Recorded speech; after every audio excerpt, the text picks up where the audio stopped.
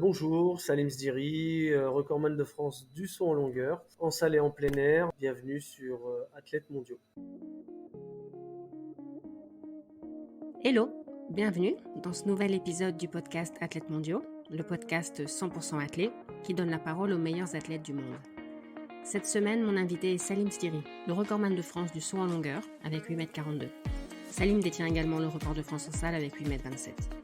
Dans cet épisode, Salim nous parle de ses débuts en athlète, de sa rencontre déterminante avec Daniel Démier, qui l'a entraîné jusqu'à la fin de sa carrière, mais aussi des grands moments de sa carrière et de son accident de 2007 lorsqu'il a reçu un javelot dans le dos pendant le meeting de Rome. Bonne écoute.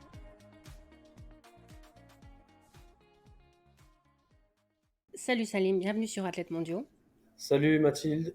On enregistre à distance comme j'enregistre tous les épisodes, mais là pour le coup, on est vraiment à distance parce que tu es à La Réunion. Tu es à La Réunion depuis quand ?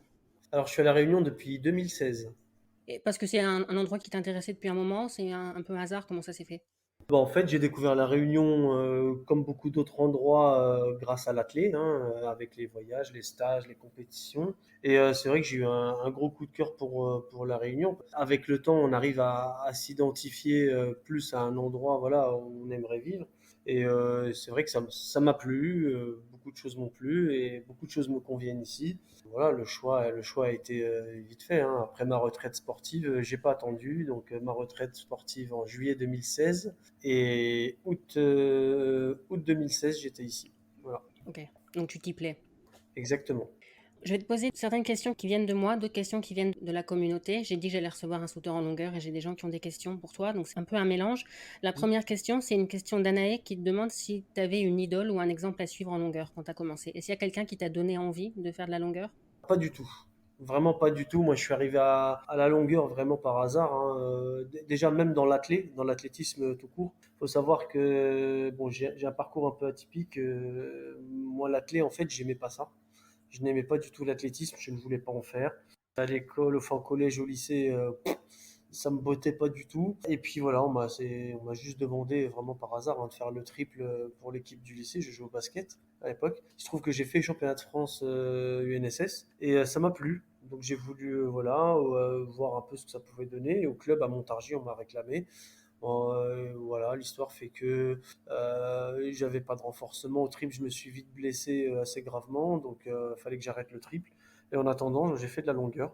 Et voilà, c'est vraiment c'était comme ça, fallait que ce soit fait comme ça, donc c'était mon chemin et je ne regrette pas du tout. Mais qu'est-ce que tu n'aimais pas au début ? Pourquoi tu voulais pas faire d'athlète ? Je sais pas, c'était, je vais pas dire les disciplines, je vais pas dire que ce sont les disciplines qui ne m'attiraient pas, mais peut-être l'approche qu'ont eu les enseignants, les professeurs, enfin que j'avais eu à l'époque. Pourtant, bon, les sports individuels, j'aimais ça. Ping-pong, kayak, j'ai fait de la boxe anglaise. Après, je fais des sports co, j'en ai fait beaucoup aussi. J'ai joué au hand en club, j'ai joué au basket en club. J'ai fait pas mal de sports, mais voilà, pas l'athlé. Je pense qu'on n'a pas su m'attirer en fait vers les stades.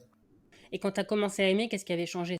Ce qui m'a vraiment, on va dire, tenu dans l'athlé dans mes débuts, c'était vraiment personnel, c'était la recherche du dépassement de soi-même. Ok. C'était la recherche de mes limites.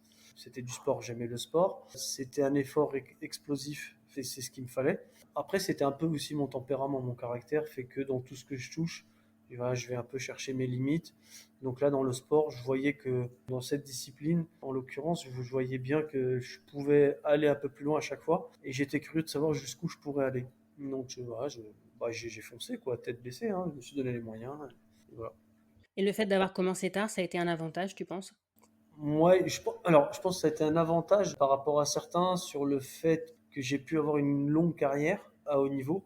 Je pense que j'ai pas eu cette saturation psychologique qui ont eu beaucoup, hein, où on les voyait physiquement, bah, ça allait, pas de blessures, ils encaissaient les entraînements, les stages, mais arrivé en compète, il y avait plus la tronche, quoi, ça ne suivait plus. Puis c'était pas pareil en fait. Moi, je pense que j'ai eu faim encore pendant longtemps sur le tard.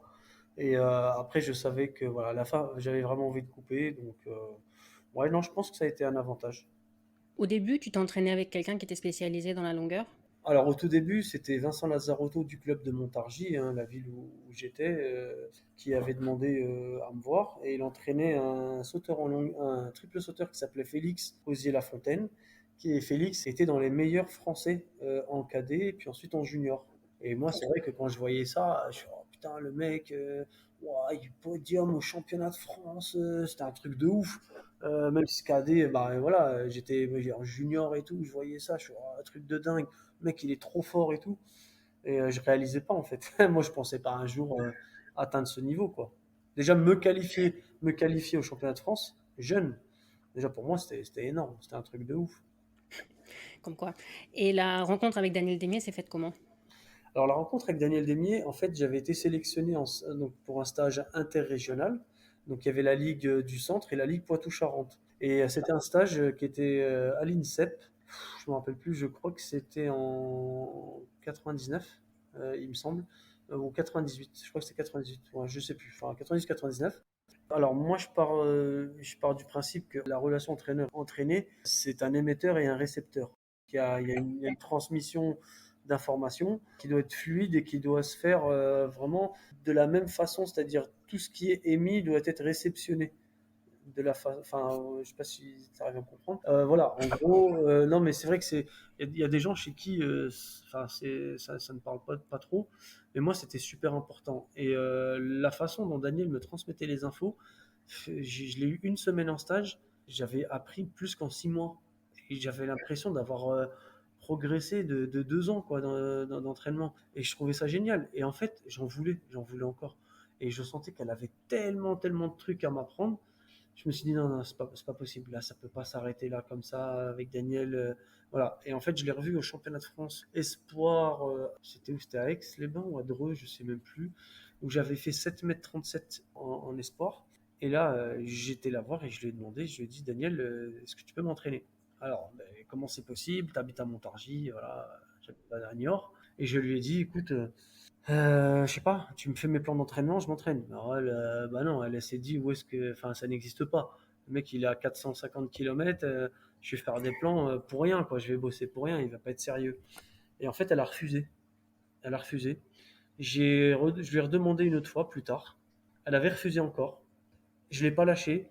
Je l'ai revu au championnat de France. Et là, je lui ai redemandé encore. Et c'est là qu'elle s'est dit, bon, le gars, il demande, il insiste, il lâche pas l'affaire, ça fait 1 an. Bah, on va essayer, peut-être que. Et voilà. Et la rentrée suivante, on a commencé. Voilà, c'était septembre 99, on a commencé. Et ça s'est pas arrêté jusqu'à 2016. Et ça veut dire qu'au quotidien, tu étais tout seul. Tout seul, ouais. Et c'est pas trop difficile? Si, c'est difficile, ça n'a pas été rose tous les jours. Galère puisque je n'avais pas de salle, moi d'entraînement, j'étais dehors. Donc l'hiver, avec les conditions climatiques, c'était pas top, hein. Quand il pleuvait beaucoup, il faisait froid, il neigeait, c'était pas super. J'avais ça et le manque de concurrence, enfin concurrence, le manque de collègues quoi, d'entraînement, partenaires d'entraînement. Faire des séances de sprint vitesse tout seul, c'est pas super. Voilà, bon, j'arrivais après moi je retenais, j'assimilais beaucoup en fait ce que me disait Daniel.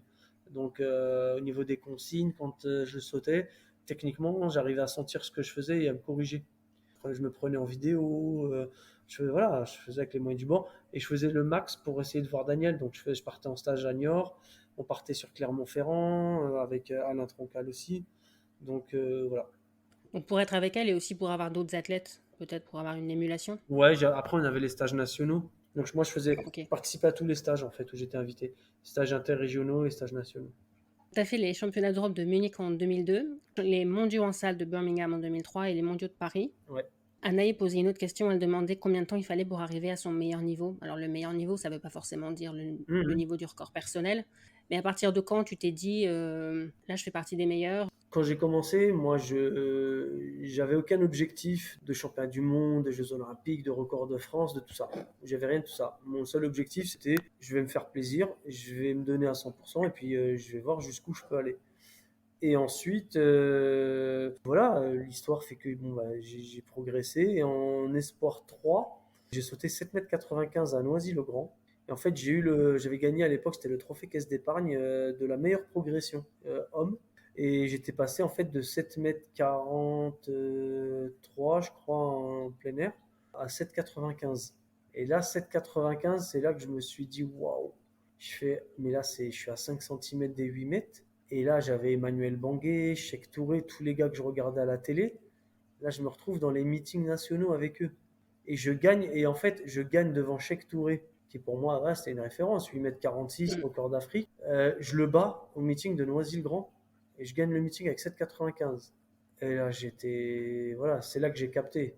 Là, j'ai dit, putain, il y a un truc à faire. Donc voilà. Après, en termes de timing, voilà, je suis aussi passé de l'autre côté de la barrière, donc entraîneur. Et même en tant qu'athlète, hein, enfin, il n'y a rien de mathématique là-dedans. On ne réagit pas tous de la même façon. Voilà, on a un capital génétique. Il y a tellement de paramètres qui interviennent qu'il n'y a rien de mathématique. La discipline aussi, il joue vachement. Donc, je peux pas dire. Il y a des gens qui ont mis 10 ans pour atteindre ce niveau. Moi, c'était pas mon cas. C'est cool. Il y en a qui mettaient même encore moins de temps. Il y en a qui étaient doués. Il y en a qui pouvaient sauter 8 mètres au bout d'un an. Mais voilà, non, il n'y a rien de mathématique. Moi, je suis arrivé au niveau. On m'avait dit, moi, je pensais qu'il fallait commencer très jeune pour atteindre le haut niveau, tout ça. C'est faux.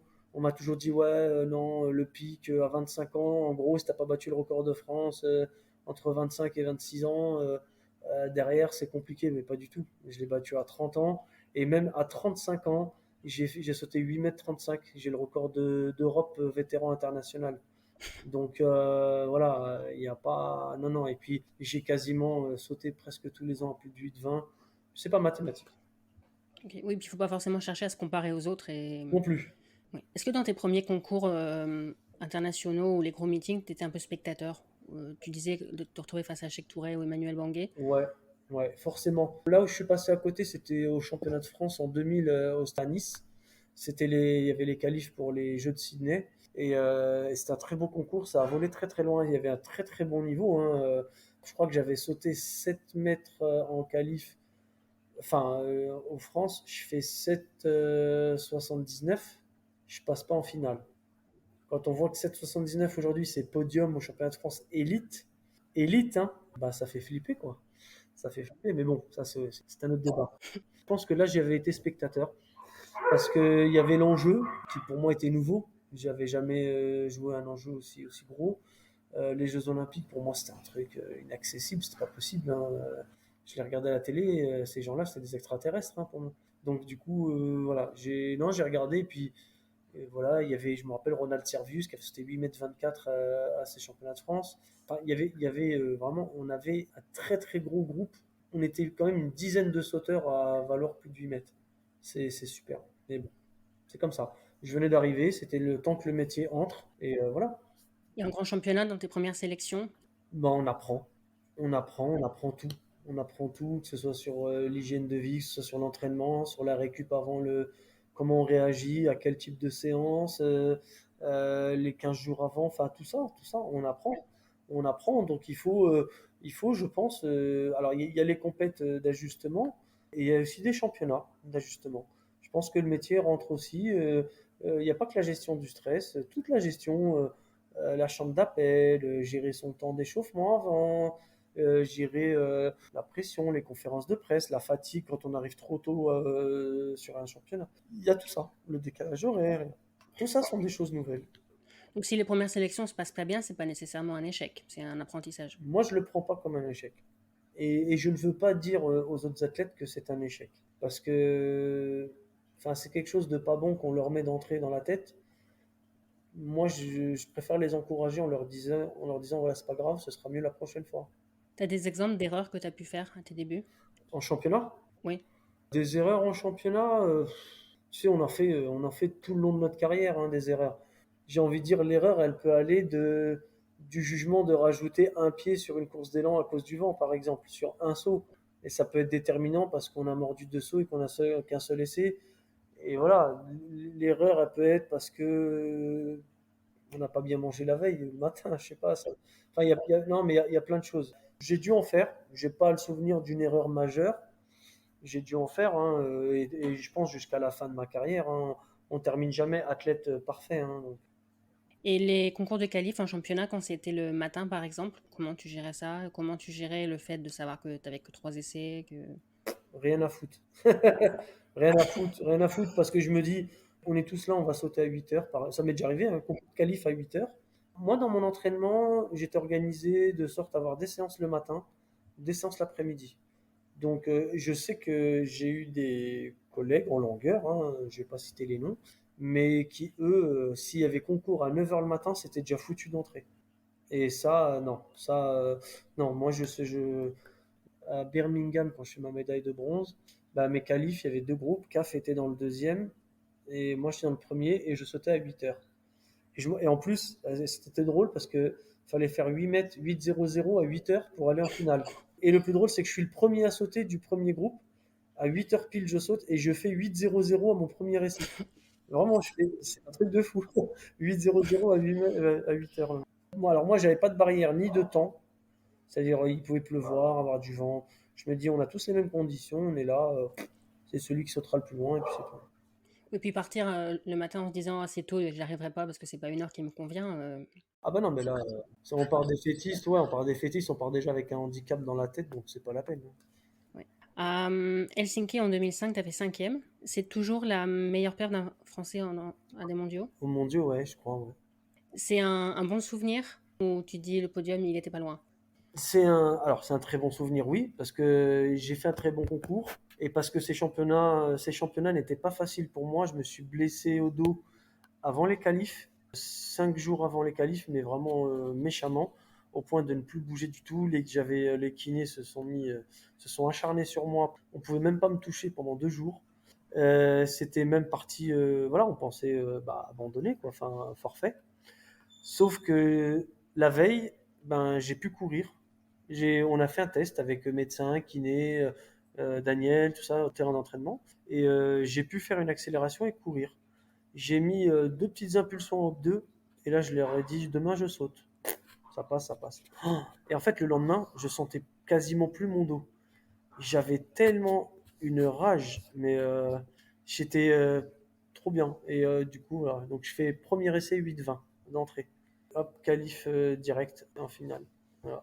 Et le lendemain, je fais 8-20 d'entrée aussi, je crois. Et derrière, je termine à 8-21. Mais bon, j'ai toujours l'impression, enfin, qu'on m'ait volé en fait. Parce que il y avait Pete Kamaki, donc le lanceur de javelot, qui était un favori pour une médaille pour la Finlande. Et comme c'est en Finlande, il s'était foiré. Il y avait un sauteur en longueur finlandais. Et en fait, sur le dernier essai, il était troisième en fait. Il était médaillé. Et là, je fais un saut. Et comme par hasard, ce saut, c'est le seul saut des championnats où on entendait les mouches voler. Ça a tué tout le monde dans le stade. Et la mesure a été super longue. Et je voyais le mec qui arrêtait pas de regarder dans le viseur. Et je me dis, merde, c'est pas possible. C'est bon, je dirais, toutes les mesures ont pris 10 secondes. Et là, pendant 1 minute, c'était long, mais c'était long, c'était horrible. Et là, ils annoncent 8-21. Ah, j'avais les boules, je me suis dit, c'est pas possible. En plus, je venais de mordre un saut de pas beaucoup, j'étais à, je sais pas, 8,35. Et je me dis, c'est pas possible et tout. J'avais fait un saut super. Et en fait, c'est vrai que quand j'ai revu les images à l'écran, ça m'a un peu foutu les boules, mais c'est comme ça, hein. Décidément, on reparlera du lanceur de javelot Pete Kamaki après pour d'autres raisons. Mais je pensais pas que tu allais le Moi, citer à ce moment-ci, l'interview. je vois pas pourquoi. Mais d'abord, en 2006, tu as battu le record de France en salle. Et j'ai lu dans une interview que tu disais: les records, comme les grosses perfs, je m'y attends jamais. Ce Ouais, record-là, ce record en salle, tu l'as pas senti venir, l'échauffement, tout ça, tu t'es pas dit c'est un bon jour. C'était non, donc 8,27. ouais, non, jamais. Jamais. Après, on sait qu'on l'a dans les pattes. Quand sur un saut mordu, ben, on le voit. C'est-à-dire la valeur absolue. La valeur absolue, quand on sait que voilà, tu as décollé là, tu as atterri là, on voit bien que si tu mords de 4-5 cm, que tu tombes à 8,60, ben, c'est que tu as 8,50 dans les pattes. Voilà. Ouais. Donc on sait que tôt ou tard, ça peut sortir. Voilà. Mais je me suis jamais dit, par exemple, moi je me suis jamais dit, ah putain, demain, je pourrais sauter 8,60, je pourrais. Non, je fais ce que j'ai à faire. Si ça tombe, très bien. Quand je suis en forme, j'en profite. Quand il y a un peu de vent, toutes les conditions réunies, bah, je me dis c'est le moment. Je sais que moi, il y a des gars qui ont géré des concours du style, ah, tiens, ils font 2 sauts, après ils arrêtent le concours parce que c'est bon, c'est gagné, je vais pas me fatiguer plus, ça sert à rien. Bah non, s'il y a une perf à aller chercher, si je me sens bien, je me sens bien. Et il y a des gens, en fait, ils disent non, non, moi, non, non, si je dois sortir une grosse perf, je préfère la sortir au championnat. Mais attends, c'est pas de mathématiques, tu l'as pas dans un sac et tu la déballes. au championnat. Qui dit que tu vas pas te péter, qui dit que tu seras pas en forme, qui dit, enfin, on sait pas ce que te réserve l'avenir. Si tu as une grosse perf à sortir, tu peux la sortir là, tu la sors. Donc c'est vrai que je l'ai battu la première fois à Liévin en championnat de France, le record de France, avec 8,24. Celui-là, moi, il avait un goût particulier puisqu'il était historique. C'était le record de Jean-François Bonhomme qui datait de 1974. Donc c'était un des plus vieux records de l'athlétisme. Et c'est vrai qu'avant moi, c'est marrant parce qu'en longueur, c'était un record qui était très très recherché. Et je voyais bien que les sauteurs en longueur, il y en a plein qui en parlaient, ils le voulaient ce record. Et je fais de 8,16 à 1 centimètre, parce qu'il était de 8,17 à 1 centimètre en 2003 au championnat de France à Clermont. Et j'étais deg, hein, je tombe à 1 centimètre. Je me dis putain, merde. Et voilà. Et après, 8,24 l'année suivante et 2006, 8,27, c'était à Mondeville. Voilà. Et non, je m'attendais pas. Il n'y a rien à l'échauffement qui te dit que ça va être un bon jour. Non, non, je me suis échauffé comme je faisais d'habitude, je me sentais bien. Voilà quoi. Et dans la même interview, tu dis, quand on te demandait tes objectifs pour la saison, tu as répondu: j'ai l'habitude de rien annoncer. Mm. Je suppose que tu avais toi des objectifs pour toi au début d'une saison, mais t'en parlais pas. Mes objectifs, c'était ne pas se péter. Déjà, voilà. À partir de là, tout est possible. Moi, je me disais juste ça. Fais attention, essaie de te préserver. Après, donne-toi à fond. Je me donnais à fond aussi, hein. Si ça pète, ça pète, hein. Non, après, en termes d'objectifs, mes objectifs, c'était les championnats. Donc, j'avais les qualifs, la gestion de ma saison, de mes entraînements. Et voilà. Voilà, c'est tout. Après, le reste, bien sûr, on a des objectifs. Gagner les championnats de France, faire les minima, tout ça, voilà, en fonction du niveau, oui, on a un objectif. Après, les championnats, c'était par étapes.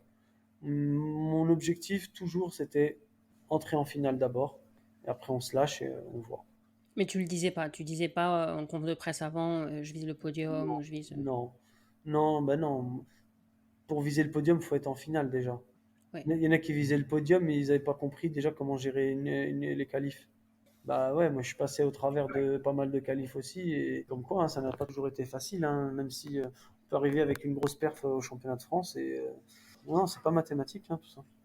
Tu parlais de Birmingham 2007 tout à l'heure, les championnats d'Europe en salle. Hors jeux méditerranéens, c'est ta seule médaille internationale, c'est ça? Ouais, moi j'avais gagné les Jeux Med 2 fois, je crois. Ouais, je gagne les Jeux de la Franco, mais bon, ça c'est voilà.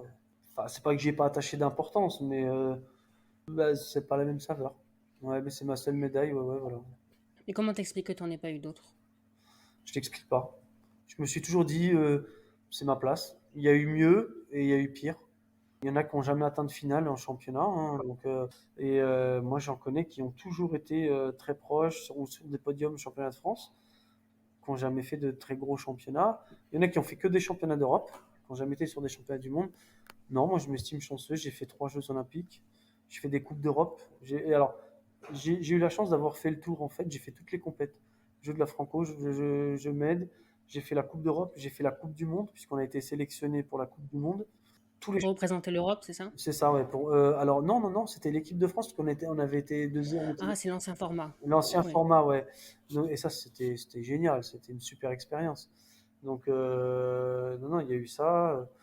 J'ai fait la boucle de toutes les compètes, tous les championnats. J'ai fait Coupe d'Europe en salle, Coupe d'Europe en plein air. J'ai fait championnat d'Europe en salle, en plein air, les championnats du monde, les Jeux. Qu'est-ce que j'ai fait? Le Décanation. J'ai fait, enfin, ouais, non, voilà. Je pense que non. Après, c'est sûr que ouais, les médailles internationales, c'est chouette, mais pas grave. Ouais, j'ai eu des médailles, elles sont dans ma tête. Et... Mais j'allais te demander plus tard si tu avais des regrets, mais tu as l'air content. non, non, non, je regrette absolument pas. Mais vraiment pas. Tant mieux. Donc pour continuer sur l'année 2007, on va parler du fameux Thérapie de Kamaki et de ce meeting de Rome. Le vendredi 13, c'est ça? Vendredi 13 juillet. Exact. Je m'en rappelle plus, donc non, je l'ai pas. Justement, t'as quel souvenir du moment de l'accident, du moment où tu reçois le javelot? Tu te souviens de tout? Ouais, ouais, de tout. De tout parce qu'en fait, le souvenir, il a été entretenu pendant Ouais. des années. Parce que les gens t'en parlent ou parce que toi-même tu ressassais? D'abord parce que c'était traumatisant. Ouais, ça j'imagine. Voilà.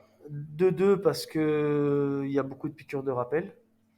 Hmm. Donc entre l'affaire au niveau juridique qui est toujours pas réglée à aujourd'hui, je n'ai jamais eu d'indemnisation, aucune. J'ai eu aucune réparation aujourd'hui et le fait que l'affaire soit en cours, ben c'est chiant quoi, c'est là.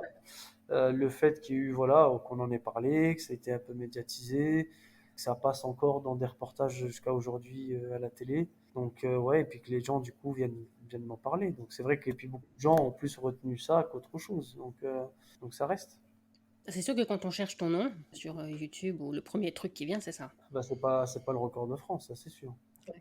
Ah, c'est dommage. Ouais. À ce meeting-là, la longueur était à l'intérieur de la piste, c'est ça? Voilà, à l'intérieur de l'anneau, ouais. Tu t'en es rendu compte en arrivant? C'est un meeting où tu étais déjà allé, où tu avais conscience que c'était un peu risqué, ou t'as pas fait Même attention? pas, même pas. Même pas, parce que j'imaginais pas que ça pouvait arriver comme ça. Et moi, en tant que spectatrice, ce qui m'a choqué, c'est qu'il continue à lancer après. Lancer hors secteur, ça peut arriver même au meilleur. Je pense pas qu'il l'ait fait exprès, en tout cas Non. j'espère. Et ça pouvait arriver, et ça pouvait encore se reproduire. Et c'est qu'ils ont continué. Vous vous êtes expliqué après? Il a essayé de te contacter? Non. Non, même pas. Rien du tout. Ouais, non, non. Non, ça là-dessus, non. Non, non. Et quand tu dis qu'il y a une procédure, c'est vis-à-vis de l'organisation à Rome? Vis-à-vis des médecins qui t'ont laissé sortir de l'hôpital Bah, dans la nuit, c'est ça? ouais, ouais, non, non, mais même pas que. Non, mais déjà l'accident lui-même. Trouver les responsables. Alors je dis les parce que il y a le lanceur, ok, parce que c'est lui qui a lancé, mais c'était au cours d'une organisation. Donc il y a des organisateurs donc, qui ont une part de responsabilité aussi. Il y a plein de choses. Et ça, c'est compliqué. Donc, Donc, tu es allé à l'hôpital à Rome, mais tu es ressorti le soir même. ouais, c'est ça. Les médecins ont jugé que... Alors, ils se sont basés sur des dires. Il y a quelqu'un du stade qui leur a dit que, ouais, il s'est pris, parce qu'en fait, on m'a retiré le javelot, donc le sauteur italien l'a retiré, et puis on leur a dit, non, non, mais il a pris un javelot, mais c'est rentré que de 4-5 centimètres. Donc on m'a juste fait une échographie, et puis c'est tout, quoi, en fait. Et ils ont recousu, et hop, c'est bon, tu peux repartir à l'hôtel. En fait, bon, j'espère que ça n'arrivera à personne d'autre, mais le sauteur italien n'aurait pas dû retirer le javelot. Moi, il n'aurait pas dû. Il a pensé faire pour un bien, mais... Alors même s'il n'aurait pas dû, au-delà de ça, ils auraient dû me faire passer un scanner. Ouais. Une écho, quand il y a du sang à l'intérieur, on voit rien. Enfin, il y avait ça, et puis même, ce sont des médecins, ils ont quand même fait des études scientifiques quand même. Un javelot à 80 mètres, il rentre pas de 4-5 centimètres, et il arrive à 100 km/h. Même s'ils connaissent pas la vitesse, mais enfin, voilà, on se doute bien que quand on lance un javelot, ne serait-ce qu'à 30 mètres, il s'enfonce dans le sol de 20 centimètres. Donc dans un corps humain, voilà. Ouais. Et donc toi, c'est parce que tu as senti que vraiment ça allait pas, que tu es retourné à l'hôpital, et là, pour le coup, tu es resté plusieurs semaines. Alors non, en fait, je dois remercier une personne, c'est Marc Michnowski, qui était kiné à l'époque, donc kiné équipe de France. C'était un des kinés de l'équipe de France, il faisait partie du staff médical. Et Marc, c'est quelqu'un en qui j'avais une confiance énorme. Alors, il accompagnait Ladji sur le meeting. Et Marc est resté avec moi. Il a pas pris son vol retour, en fait. Il est Ok. resté avec moi et c'est lui qui a demandé, en fait, qui m'a suivi et qui a demandé à ce qu'on aille faire des images supplémentaires le jour où je devais prendre l'avion. Et heureusement que j'ai pas pris l'avion ce jour-là. C'est là qu'ils avaient vu que le foie, enfin, j'avais le rein touché et à partir de ce moment-là, j'étais hospitalisé 15 jours.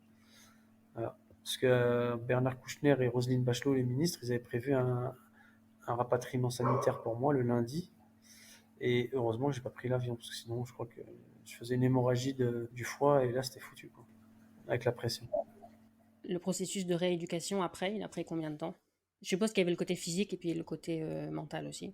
Ah ouais, alors je me suis pas fait opérer parce que ça cicatrisait.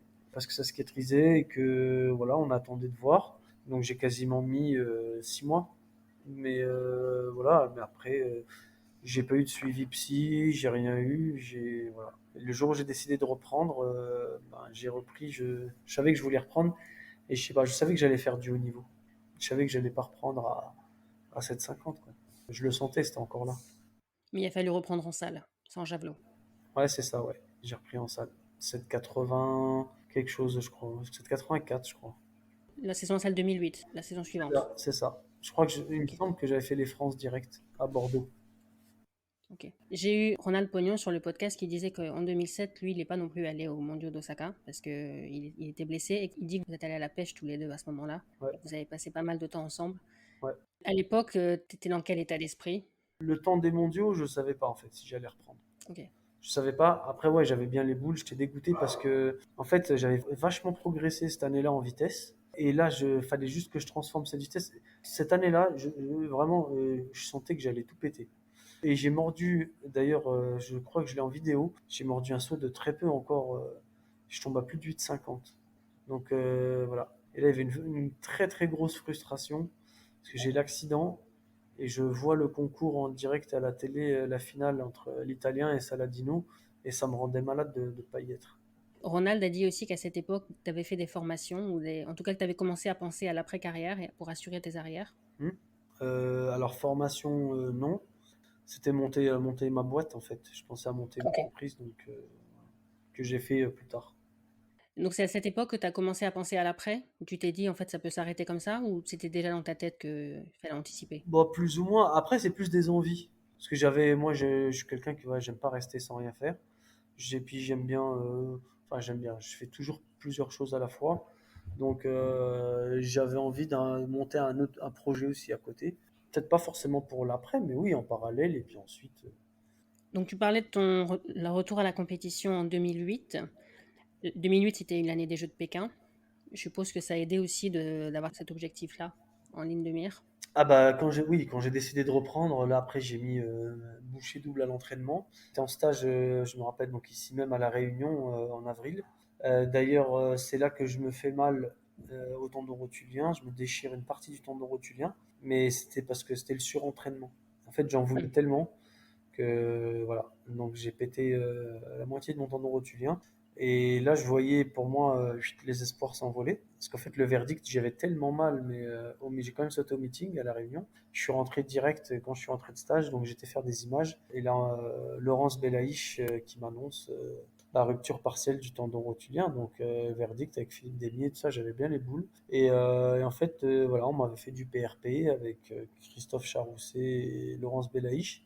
Et ça m'a PRP. donné du plasma riche en plaquettes. C'est des injections. Ok. En fait, on prélève ton sang, on le centrifuge et en fait, voilà, on sépare on récupère les plaquettes et on te les injecte direct Ok. dans la fissure. En fait, les plaquettes, c'est le facteur responsable sont les plaquettes qui sont responsables de la cicatrisation.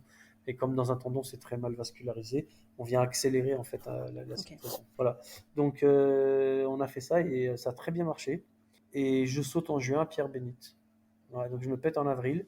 En juin, je saute. Et là, je saute et je fais 8, je crois que je fais 8,18 à 2 centimètres, je crois, des minima. Donc, et puis derrière, je finis la saison avec les championnats de France et tout.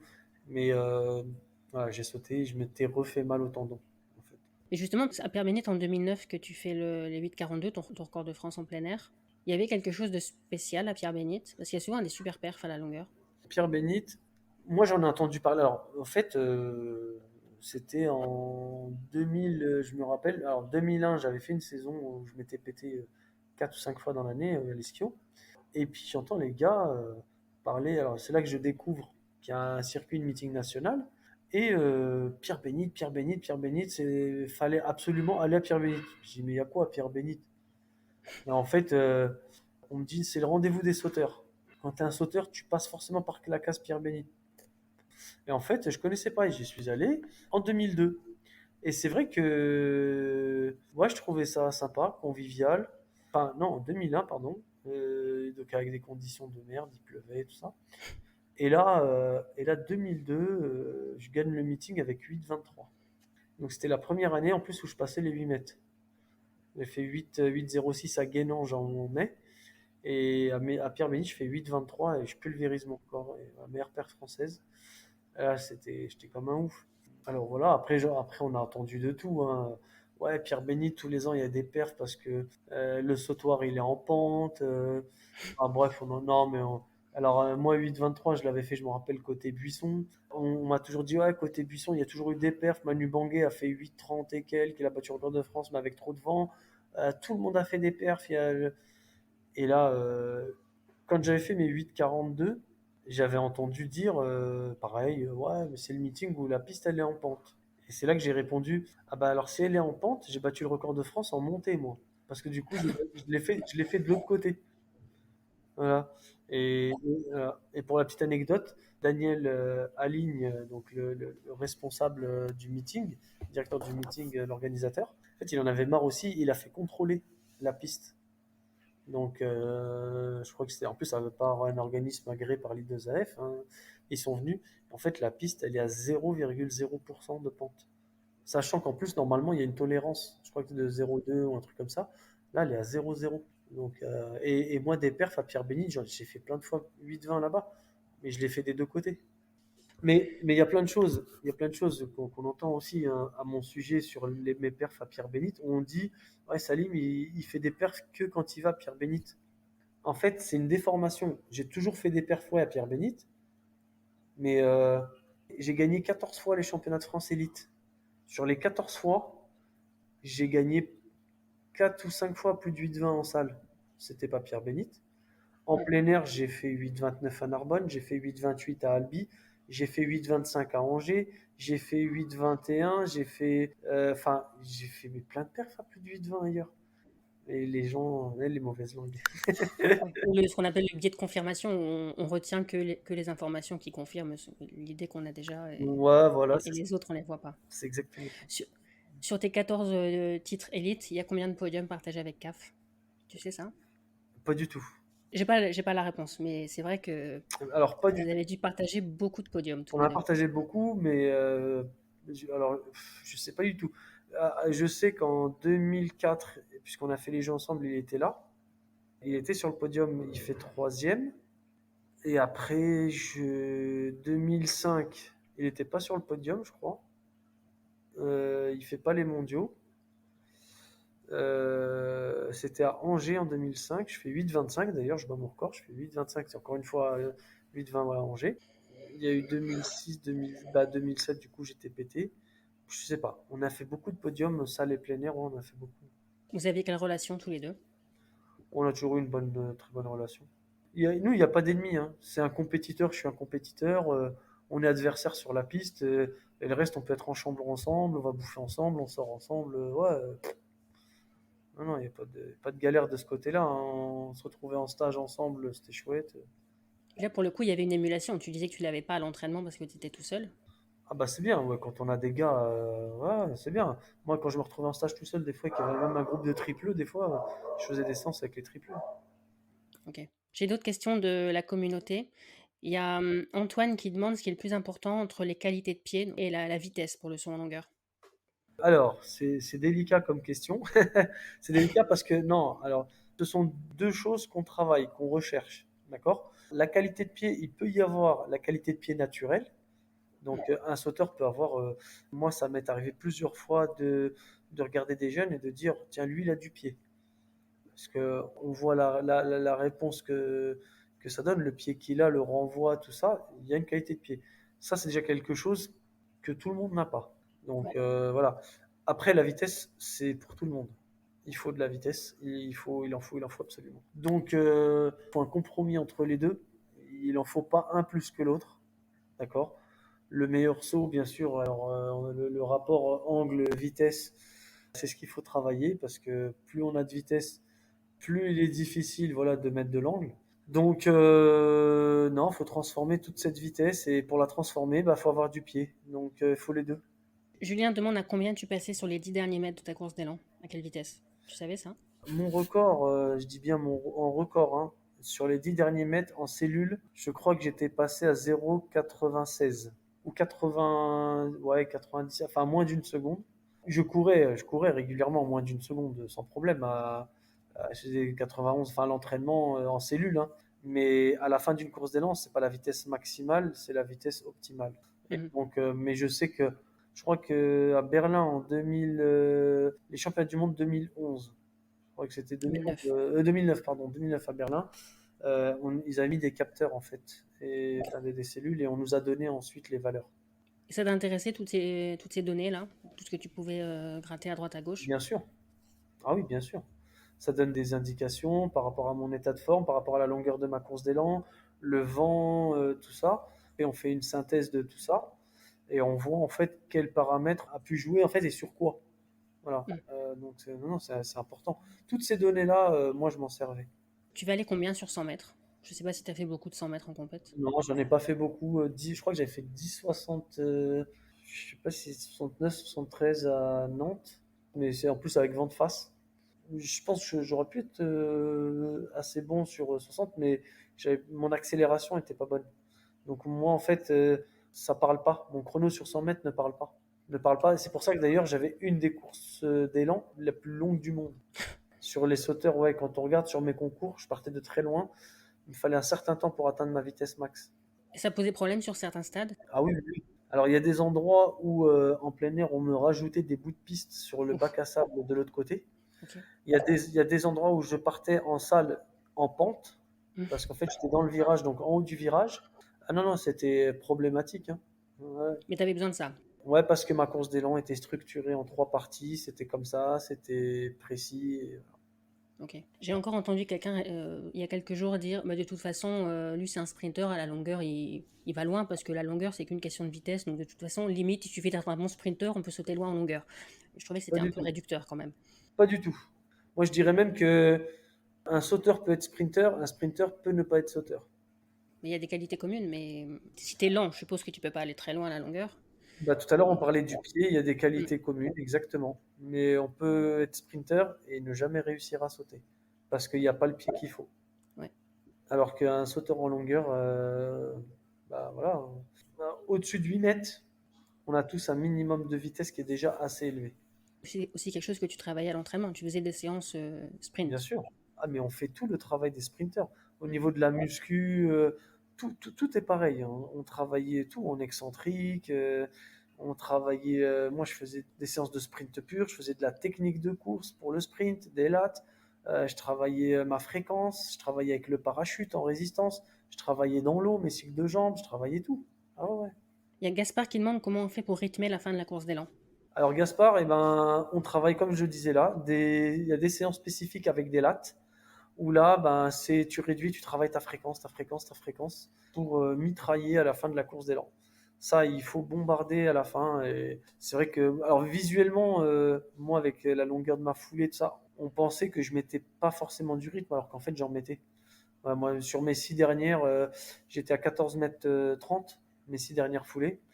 Donc, et voilà, on peut diviser pour avoir la longueur d'une foulée. Mais pour moi, ça, c'était déjà très rythmé. Ok. Liam demande si tu faisais de la préparation mentale. Ma préparation mentale, je la faisais quand j'allais à la pêche ou quand je jouais aux jeux vidéo. J'avais aucune préparation mentale pour la compétition. Alors, j'ai eu la chance d'avoir un très bon entraîneur qui, de ce côté-là, faisait le travail sans le faire. En fait, le travail n'était pas ciblé, mais tout ce travail mental, c'était à travers de tous les échanges, les discussions qu'on avait à l'entraînement. Et en fait, et de son positionnement et son point de vue par rapport à la compétition, comment aborder une compète, les conseils, tout ça. Moi, je buvais toutes ces paroles. Je buvais vraiment toutes ces paroles et je remercie beaucoup Daniel pour ça parce que ça a été une très très grande partie de ma réussite, de mes performances. Mais tu avais des difficultés particulières? Il y avait des choses particulières pour lesquelles elle devait t'aider? Non, mais sa façon de me rassurer, sa façon de me dire qu'il suffisait juste d'appliquer ça, ça, ça, des petites choses simples qui me mettaient en confiance, ça faisait tout le travail. Tout le travail d'un sophrologue, tout le travail de, voilà, toute la mise en confiance. Voilà. Ok. Tu coaches maintenant? Alors j'ai coaché, là j'ai un petit peu arrêté parce que voilà, avec mon nouveau job, je peux pas trop, j'ai pas trop le temps, voilà, pas mal d'objectifs, mais je pense reprendre ouais, dans un futur proche. Ça te manque? Ouais, moi-même je pense que je vais rechausser les pointes dans pas longtemps, puisque je vais, ouais ça me manque, mais alors ça manque juste pas de pratiquer en fait, hein, pratiquer un sport. Et puis la longueur, ouais, j'ai envie de garder un petit contact. Après, ouais, entraîner, en fait, j'ai une frustration de ce que j'ai reçu de Alain Troncal, de beaucoup de gens, Jacques Placenta, Steve Nard. J'ai une synthèse de tout ça. J'ai un gros sac avec plein de trucs mélangés dedans. J'ai envie de l'ouvrir, en fait, et de distribuer ça. Et quand je vois aujourd'hui bah, la longueur en France, ça me fait. Ouais, je te cache pas que je regarde même plus les championnats de France. Ça me fait mal. Donc toi, t'as presque envie qu'on te batte ton record de France. Ah ben les records, c'est fait pour être battu. Moi, j'étais fier de le battre. J'espère que voilà, un jour, quelqu'un sera fier de battre mon record. Et puis, je me dirais, bah, je suis passé par là et c'est cool que Peut-être que je servirai d'exemple, peut-être que voilà, que je serai la motivation pour quelqu'un pour venir chercher mon record. Et tant mieux, tant mieux. Bah, là, il y a Erwan Konaté et Jules Pommery, ils sont jeunes encore, mais tu penses que c'est eux la relève? Je sais pas, je peux pas m'exprimer. Comme je dis, rien n'est mathématique. Hmm. Il y a des gens qui ont sauté très loin, très proche du record et ça s'est arrêté là. Donc voilà, j'espère pour eux. Du moins, en tout cas, ils donnent de l'espoir. Moi, j'espère ils vont aller chercher loin. Je vois des choses, hein, j'observe. Il y a des choses qui, pour moi, me paraissent, qui sont d'une évidence, mais parce que je suis passé par là et parce qu'on me l'a rabâché et parce que Alain Troncal avait raison, mon entraîneur et d'autres entraîneurs aussi, qui malheureusement, certains ne sont plus là aujourd'hui, d'autres on ne les écoute pas, on ne les consulte pas. Bon, ça après c'est la politique de la fédération ou autre aujourd'hui, mais il n'y a pas 15 000 directions en fait. Là, ils ont tout à construire devant eux et j'espère qu'ils vont pas rester dans ce schéma-là de ce qui est acquis aujourd'hui. En fait, c'est acquis. Voilà, c'est acquis. Il n'y a rien d'acquis. Moi, à 35 ans, j'avais rien acquis encore. Voilà, donc j'avais encore des choses à travailler. Il fallait que j'apprenne encore. Mais j'y crois, j'espère, et j'espère qu'ils vont y arriver. Mais tu penses que c'est une question de talent, une question d'entraînement, une question de mental? Il est où le problème? Alors, c'est quoi la définition du talent dans Hmm. la performance sportive? Bon, pour moi, le talent, je vois ça, un artiste qui peint des tableaux, enfin voilà, quelqu'un qui, oui, on peut avoir du talent pour certaines choses comme ça, mais le talent dans le sport, je vais mettre ça dans la case capital génétique. Quelqu'un qui va avoir du pied, une explosivité naturelle. Voilà, il y a une part de génétique, je pense, là-dedans. Euh, je sais pas. Je sais pas quoi te répondre à ça. Il y a le talent, oui, enfin, ses qualités. Il faut travailler autour de ses qualités. Moi, je pense pas avoir eu de qualité. Il y a plein de jeunes que j'ai vus ensuite devenir sportifs de haut niveau, enfin, athlètes pro. Il y a eu en grande partie le fruit du travail. Et puis les bonnes rencontres. Toi, tu parlais de ta collaboration avec Daniel Demier. Enfin, on a vraiment l'impression que vous vous êtes trouvés. Peut-être que Ouais, d'autres n'ont pas exactement. cette chance-là. Exactement. Je pense qu'on s'est bien trouvé. Et c'est vrai parce que j'ai vu des gens avec un sacré talent, avec de sacrées qualités, et malheureusement qui sont passés à côté d'une carrière. On va presque citer un certain sauteur en longueur, en ce moment, qui pour moi est en fin de carrière, et qui est passé complètement à côté. Moi, pour moi, il pouvait battre mon record de France. Alors, je vais pas dire qu'il a rencontré les mauvaises personnes, pas du tout. Je vais simplement dire qu'il n'a pas rencontré la meilleure personne pour lui. Hmm. C'est marrant parce que là, tu dis que tu as envie de remettre les pointes. Au début de l'interview, tu disais que, en fait, à tes débuts, tu n'aimais pas l'athlé, et là, ça te manque. Comme quoi, avec le temps, tu as appris à aimer. Oui, ah, forcément. Heureusement. Oui, non, mais après, la définition et ma vision de l'athlé que j'avais quand je n'aimais pas l'athlé, c'était pas pareil. Après, j'ai découvert un autre athlétisme. Ouais. J'ai découvert l'athlétisme, la compétition de haut niveau. Parce que pour l'UNSS, quand je suis arrivé sur un stade plein, je vois les mecs se prendre au sérieux, je vois, enfin, c'était pas l'échauffement qu'on faisait nous avec trois quatre étirements de 5 minutes, hein. Non, mais voilà, là, j'ai vu autre chose. L'athlétisme à l'époque, c'était, moi, les pointes, je savais même pas ce que c'était, c'est que ça existait. Je savais même pas qu'il y avait, je regardais, je suis ils ont des clous sous les chaussures. Donc voilà, moi je savais pas tout ça. C'est vrai qu'après j'ai découvert toute cette technicité qu'il y avait autour de toutes les disciplines. Et là je me suis dit, ah ouais, là c'est une autre planète. Donc après j'ai kiffé. Et dans ton job actuel, d'ailleurs, si tu peux nous dire ce que tu fais maintenant, tu as le même état d'esprit de vouloir toujours progresser, être le meilleur ou parmi les meilleurs. C'est toujours là, ça? Être le meilleur ou parmi les meilleurs, non. Voilà, on compte sur moi pour des objectifs. Enfin voilà, je me fixe ces objectifs-là et je fais en sorte d'y arriver. Tu fais quoi maintenant? Je travaille en clinique privée dans un groupe. Je suis cadre coordonnateur, donc je suis responsable en fait sur deux établissements, sur deux cliniques. En fait, je suis responsable de tous les plateaux médico-techniques, plus moi j'ai des missions transversales aussi sur les cliniques, donc toute la partie rééducation. C'est un concours de circonstances ou c'est quelque chose qui t'intéressait déjà avant? Moi, ça a commencé à m'intéresser et voilà, il a fallu que j'ai un entretien avec la directrice un jour, une fois, et j'ai exposé ma vision des choses, ce que j'aime faire, on a appris à se connaître. Et une clinique en pleine rénovation, en pleine construction. Voilà, 2 ans après, elle m'a appelé. Et voilà, ça se passe très bien aujourd'hui. Qu'est-ce qui te manque de la vie de sportif de haut niveau et qu'est-ce qui te manque pas? Qu'est-ce que tu es content d'avoir laissé derrière toi et qu'est-ce qui te manque à l'inverse? Disons, alors toute cette charge et l'investissement qu'on a autour de l'entraînement, enfin, autour de la carrière. Donc ça, c'est vrai que c'est quand même assez lourd. Donc ça ne me manque pas trop. Après, ce qui me manque, c'est vrai que c'est tous les bons moments partagés avec plusieurs athlètes. Donc c'est vrai que voilà, les stages d'entraînement avec Colomba, Fofana, avec Sébastien Pinsma et des tripleux, avec d'autres sauteurs, Madelin, Galliano, tout ça, c'était mes tout débuts, espoir, stage à Ajaccio, enfin, et puis après en Martinique, on a partagé de super moments en fait. En fait, on s'est construit une famille et après, cette famille, elle éclate. Et voilà, on les voit partir les uns après. Alors surtout, moi, ça a été très compliqué pour moi parce que moi, j'ai une carrière très très longue. En fait, j'ai connu plusieurs générations. Et j'en ai même connu qui sont arrivés, j'étais en carrière et qui ont arrêté avant moi. Et moi, j'ai continué, j'en ai vu encore d'autres arriver, et ainsi de suite. Ouais, c'est dur hein, quand même. Tu te sentais vieux? Ouais, vieux, non, non, en fait, je voyais plus ça un peu comme une injustice. Putain, c'est pas juste, merde, on m'enlève les bons moments, on m'enlève de bonnes personnes. Et voilà, je voyais ça comme ça. Est-ce que tu as gardé des, je sais pas, tes tenues de l'équipe de France ou est-ce que parfois tu as une grande boîte avec tous tes souvenirs et tu ouvres la boîte et tu pleures ou non? Non, non, alors, non, ça, non, je pleure pas. Après, ouais, si, j'ai des cartons. J'ai gardé, en fait, on va dire, un équipement par sélection qui m'a marqué. Voilà. Ok. Donc, bon, bah, mes jeux, forcément, certains championnats du monde, Coupe d'Europe, même un décanation ou deux, je crois. On n'a pas trop idée. Un athlète qui est qualifié pour les Jeux, il reçoit beaucoup de choses. C'est quoi la dotation? Il y a beaucoup? Ouais, alors on reçoit trois paires de chaussettes, un bonnet et un maillot. Fous-toi de moi, fous-toi Non, de moi. Non, parce que moi, j'entendais des Américains qui disaient que quand ils vont chercher leur équipement, il y a une quantité hallucinante de trucs. ouais, alors après, ça dépend, déjà, ça dépend des pays. Ouais. Des pays qui sont plus radins que d'autres. Bah, au jeu, normalement, on est assez bien fourni. Donc, que ce soit en vêtements civils qu'en vêtements tenue d'entraînement.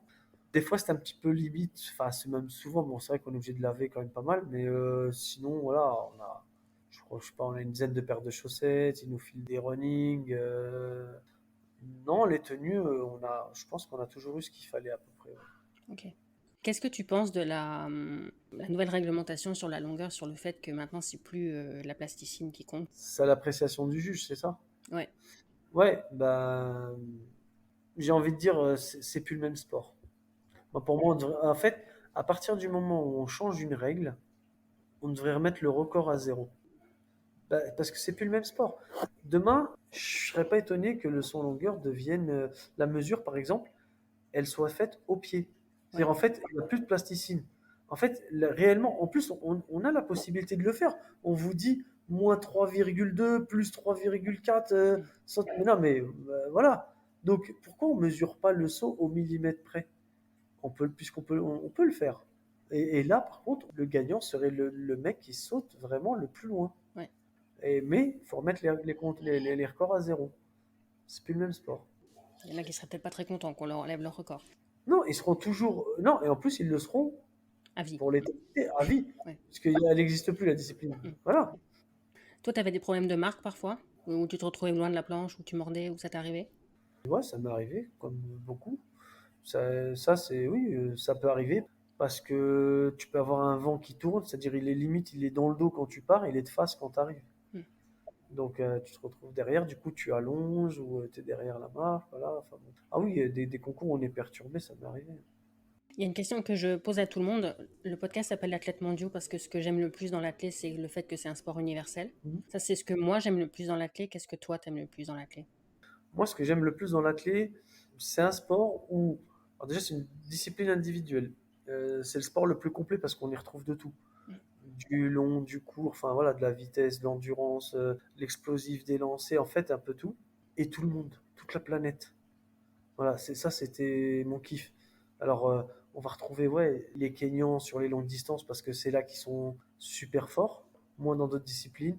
Mais ça permet en fait à tout le monde de briller. C'est vraiment représentatif de toute la planète. as fait des amitiés en dehors des sauts et en dehors de la France? Je sais pas, dans les meetings, tu as Ah oui, sympathisé avec? oui, ah oui, on sympathise des fois avec des organisateurs, avec des staffs, avec certains membres de certaines fédérations, avec des chargés de communication, avec des Mathilde Meurice, par exemple. Ah bah ouais, Mathilde. Et je vais te dire maintenant, tiens, je vais le dire et j'espère que tu vas le mettre. En fonction de ce que tu vas dire, je verrai si je garde ou pas. Moi, je me rappelle de Meurice quand elle est venue voir la toute première fois pour un autographe. T'étais rouge, mais t'étais rouge, mais rouge. C'était Et je me quand? rappelle. Est-ce que tu te souviens quand c'était? Oui, je vais te dire, c'était à Liévin. Bon, pour les vins, c'est possible. Moi, le premier souvenir que j'ai, c'est Madrid 2005, les Europes en salle. Ah non, c'était avant. C'était avant? Et tu te souviens? Mais comment tu te souviens? Mais bien sûr, c'était avant. C'était avant. Je me rappelle très très bien. T'es arrivé, mais tu faisais concurrence à une tomate tellement t'étais rouge. J'étais jeune. Et Euh, puis maintenant, regarde où on est maintenant, vieux tous les deux. Enfin, vieux. Oui. et moi je sais très bien que, parce que enfin quand je dis on s'est suivi, tu nous as plus suivis que nous on t'a suivi, mais moi je trouvais ça super parce que on était un groupe d'athlètes. On se déplaçait de meeting en meeting, championnat en championnat. Et c'est bien en fait parce qu'on a vu des gens comme toi, ta mère, tu vois, tout ça, mais en fait nous suivre, tu vois. Et en fait, vous faisiez partie de toute cette grande famille, de tout ce qu'on vivait.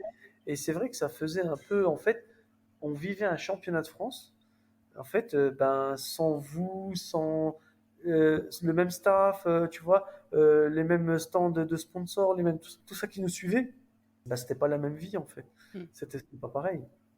Et donc, non, non, c'était chouette, je me rappelle.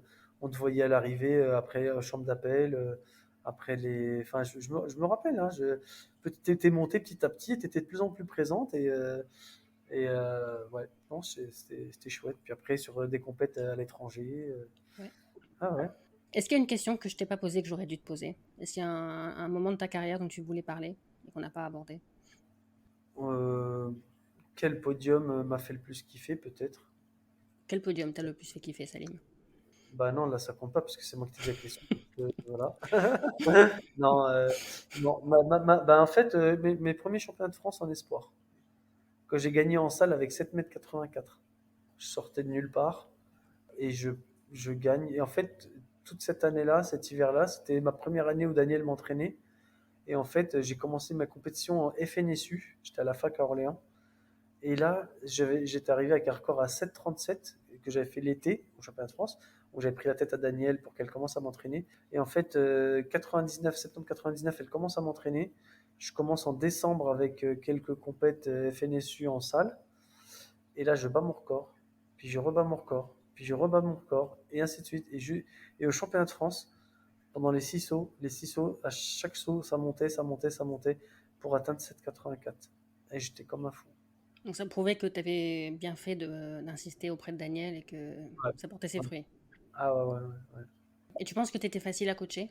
Bon, il y a le fait que c'était à distance, mais au-delà de ça, Daniel, elle dit que non, mais au fond, non, mais elle dit que non, mais au fond, si, parce que j'assimilais, parce que je faisais sans broncher, je faisais entièrement confiance à mon entraîneur.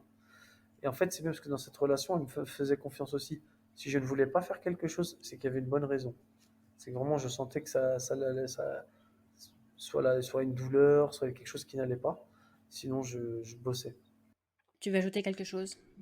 La seule chose que je peux dire, c'est faut jamais se fixer de limites, ne jamais se fixer non plus des objectifs délirants. On a tous nos limites, hein. Après, faut juste s'entraîner. Et malheureusement, aujourd'hui, je vois de moins en moins ce que je ressentais avant, enfin, par rapport à notre génération où on nous appelait un peu, on nous appelait les guerriers parce qu'on s'entraînait, nous on s'entraînait. On avait beaucoup moins de moyens, mais on y allait, on s'entraînait. Après, on en a eu, mais quand je vois aujourd'hui, voilà, si on n'apporte pas tout sur un plateau d'argent, ben non, ça va plus. Et puis, je sais pas, j'ai pas l'impression qu'il y ait la même rage qu'avant. Mais comment on sait si un objectif il est délirant ou s'il est juste ambitieux? Bah, comme je disais tout à l'heure, moi, si je mords un saut, je tombe à 8,50, je sais que mes jambes, elles peuvent m'emmener jusque-là. Donc, je sais Mm. que je l'ai déjà au moins réalisé. Et je me mets pas dans la tête 8,95, le record du monde. Je savais très bien que j'avais pas le niveau. Donc pour moi, si je me fixais ça comme objectif, pour moi, c'était délirant. Après, si ça permet à certains d'atteindre leurs objectifs et de progresser, bah, pourquoi pas, hein. Chacun sa source de motivation. Ouais. Bon bah Salim, si tu n'as plus rien à ajouter, je vais te remercier pour ton temps. Bah, je te remercie, je t'en prie. Merci Salim d'avoir accepté mon invitation. Je n'ai pas coupé au montage la partie où tu te moques de moi. Merci à vous d'avoir écouté l'épisode jusqu'au bout. Si l'épisode vous a plu et si vous aimez Athlètes Mondiaux, laissez 5 étoiles et un commentaire sur Apple Podcast et abonnez-vous. Et si vous le souhaitez, vous pouvez aussi soutenir le podcast via le lien disponible dans les notes. Merci et à la semaine prochaine.